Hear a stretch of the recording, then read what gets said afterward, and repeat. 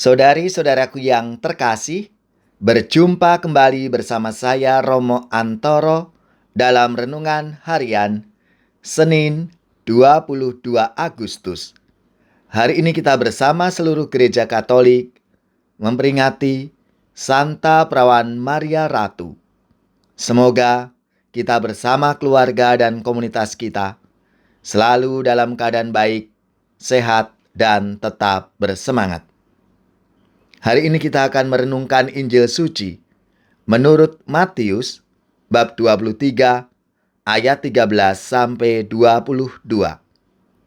Marilah kita mengawali renungan kita dengan tanda kemenangan Kristus.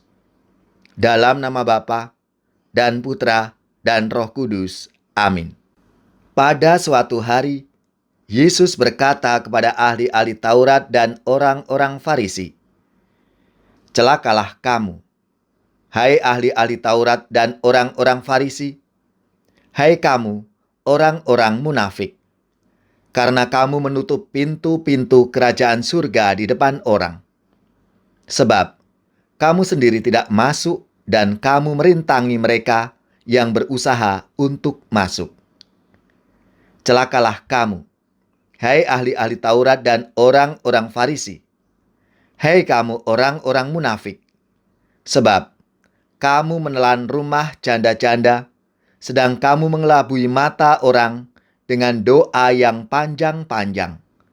Sebab itu, kamu pasti akan menerima hukuman yang lebih berat.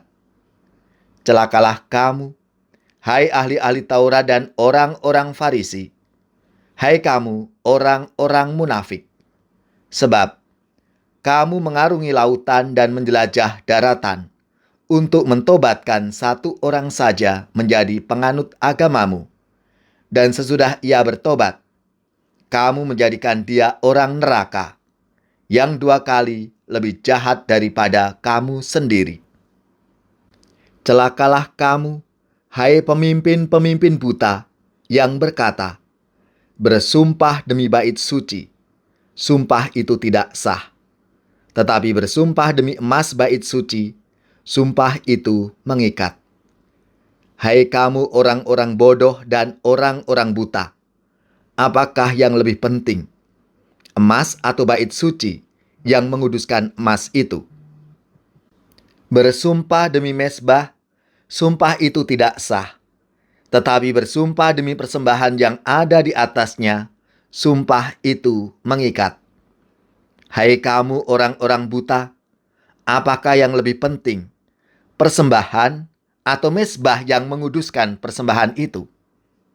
Karena itu, barang siapa bersumpah demi mezbah, ia bersumpah demi mezbah dan juga demi segala sesuatu yang terletak di atasnya. Dan barang siapa bersumpah demi bait suci, ia bersumpah demi bait suci dan juga demi dia yang diam di situ. Dan barang siapa bersumpah demi surga, ia bersumpah demi tahta Allah dan juga demi dia yang bersemayam di atasnya." Demikianlah sabda Tuhan. Terpujilah Kristus. Saudari-saudaraku yang terkasih, hari ini gereja memperingati Santa Perawan Maria sebagai Ratu. Peringatan ini ditetapkan oleh Paus Pius XII pada tahun 1955. Bunda Maria diangkat sebagai Ratu karena kesetiaannya dalam mendengarkan dan melaksanakan kehendak Tuhan. Ia rela memberikan dirinya secara utuh demi terlaksananya karya keselamatan dari Tuhan. Pengorbanan diri dan penderitaan jadi konsekuensi dari kesiapsediaan Bunda Maria. Tuhan menganugerahinya kemuliaan surgawi. Gereja pun menyebut Bunda Maria sebagai Ratu. Bunda Maria menjadi teladan bagi kita semua dalam menjalankan kehendak Tuhan. Saudari-saudaraku yang terkasih, dalam sabdanya hari ini, Yesus mengucapkan dengan sangat keras untuk orang-orang Farisi dan ahli-ahli Taurat. Hal itu dilakukan Yesus karena orang-orang Farisi dan ahli-ahli Taurat itu sudah sangat keterlaluan. Mereka bersikap munafik dan meletakkan beban pada orang-orang yang mendengarkan pengajaran mereka. Mereka hanya pandai berbicara, tetapi tidak mampu memberikan contoh yang baik. Bahkan, mereka sering mencari keuntungan diri dengan kedok pengajaran isi kitab Taurat.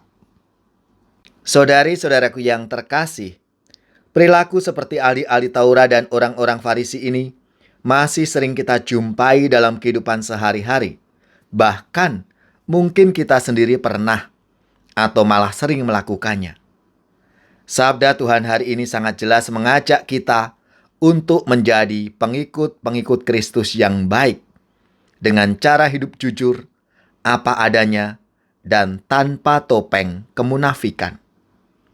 Selama kita masih diberi kemampuan dan kesempatan hidup, sebisa mungkin hidup ini kita pakai untuk mewartakan kebaikan dan tidak membebani, apalagi menjadi batu sandungan bagi orang lain. Ya, namamu Maria, Bunda yang ku cinta, merdu menawan hati segala anakmu. Patutlah nama itu hidup di batinku, dan nanti ku ucapkan di saat ajalku. Semoga saudari-saudara sekalian, keluarga-keluarga dan komunitas kita, orang-orang yang kita doakan, mereka yang sakit, yang menderita, seluruh tugas, belajar, pekerjaan, usaha, serta karya pelayanan kita, dibimbing, dilindungi, dan diberkati oleh Allah yang Maha Kuasa, Bapa dan Putra dan Roh Kudus. Amin.